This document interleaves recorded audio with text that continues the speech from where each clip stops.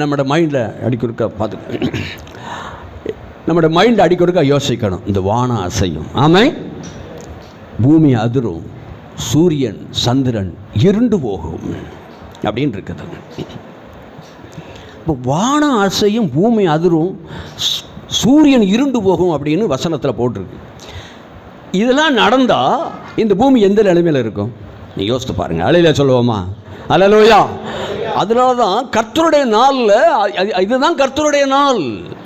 கர்த்தருடைய நாளில் என்னன்னா வானம் அசையும், பூமி அதிரும், சூரியன் சந்திரன் இருந்து போகும். மற்ற 24 ஆண்டவர் சொல்கிறார், அந்நாட்களில் உபத்திரம் முடிந்தவன் சூரியன் அந்தகாரப்படும், சந்திரன் ஒளி கொடாதிருக்கும், வானத்தின் நட்சத்திரங்கள் கீழே விழும், வானத்தின் சத்துவங்கள் அசைக்கப்படும். அப்பொழுது மனுஷகுமாரன் மிகுந்த மகிமையோடு வல்லமையோடு வானத்தின் மேகங்கள் மேல் வருகிறதை பூமியில் உள்ள சகல கோத்திரத்தாரும் கண்டு என்ன செய்வார்கள்? புலம்புவார்கள். அழிலே சொல்லுவோம். கர்த்தருடைய பிள்ளையே, ஒரு பெரிய புலம்பல் இந்த உலகத்துக்கு வரப்போகுது. இந்த உலகம் முழுவதும் பெரிய அலறல் நடக்க போகிறது. இயேசு வருகிறார். அல்லேலூயா. ஆண்டவரை உண்மையாய் தேடு தேவ பிள்ளையை. இந்த காலத்தை வீணாக்கிறாதே. இந்த நாட்களை நீ ஜெபிக்க மறக்காதே. வேதத்தை தேட மறக்காதே. உன் தேவனை சந்திக்க நீ ஆயத்தப்படு. இனி காலம் இல்லை, இனி காலம் செல்லாது. கர்த்தர் வருகிறார். ஆமென். சிந்தையிலே உங்கள் எண்ணத்தை நினைத்து ஆண்டவரை குறித்து தேடனையா. அவர் நல்லவர். இயேசுவை தவிர இந்த உலகத்தில் நல்லது கிடையாது. சகோதரா, தம்பி, நண்பா, பிள்ளைகளே, அவரை மாத்திரம் நீங்கள் வாழ்க்கையில் நீங்கள் அண்டி பிடித்து கொள்ளுங்க.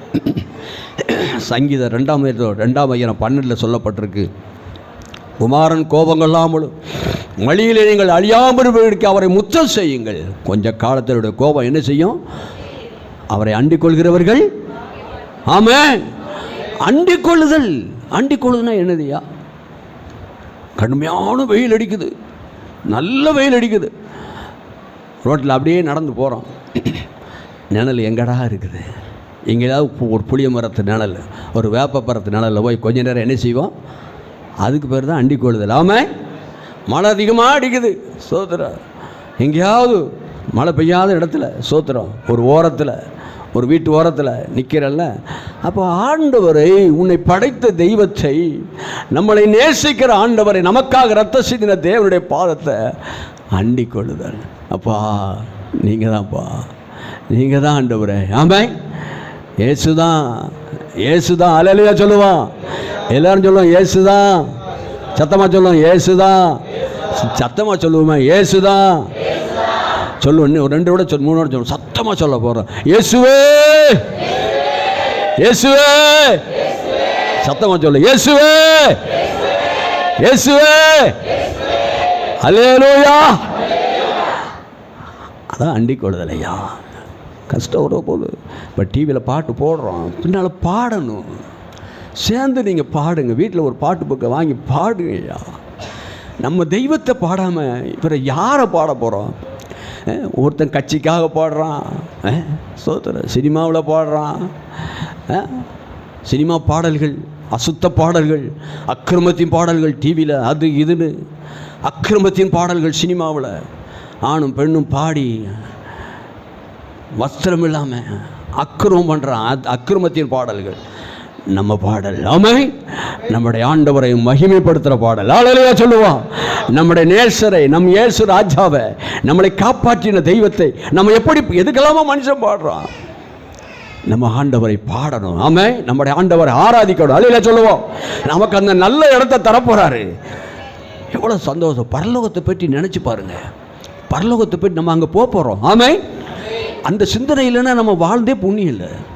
நல்ல யோசிச்சு. நமக்கு ஒரு பரலோகம் இருக்குது, நமக்கு ஒரு ராஜ்யம் இருக்குது, நமக்கு நித்திய ஜீவன் இருக்கிறது. அதுக்கு தான் இயேசு வந்தார். ஆமென். அங்கே நம்மளை கூப்பிட்டு போறாரு. அல்லேலூயா சொல்லுவோம்.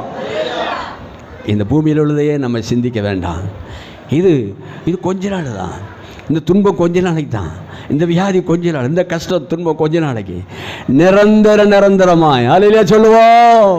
நிரந்தர நிம்மதி, நிரந்தர சந்தோஷம், நிரந்தர ஆனந்தம், நிரந்தரமாய் ஆண்டவரோட யுவகாலமாய். அல்லேலூயா.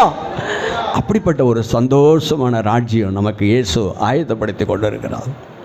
நம்ம அப்பா நமக்கு வச்சிருக்கிறாரு, நம்ம ஏசப்பா, நம்முடைய ஆண்டவர். அவர் அப்பான்னு நீங்கள் ஆசையோடு கூப்பிடணும். ஆமென். அல்லேலூயா சொல்லுவோம். அல்லேலூயா. நம்முடைய ஆண்டவரை ஆசையோடு கூப்பிடணும். சரி, சரியா இருக்கான்னு பாரு. ஆசையோடு கூப்பிடணும். அல்லேலூயா சொல்லுவோம். அல்லேலூயா. கர்த்தருடைய நாமத்துக்கு மகிமை. இன்னும் தொடர்ந்து படிக்க போகிறோம். அடுத்து, கர்த்தருடைய நாள் பெரிதும் மகா பயங்கரமாக இருக்கும், அதை சகிக்கிறவன் யார்? பாருங்க எவ்வளோ பயங்கரமாக போட்டிருக்கு. ஸ்தோத்திரம்.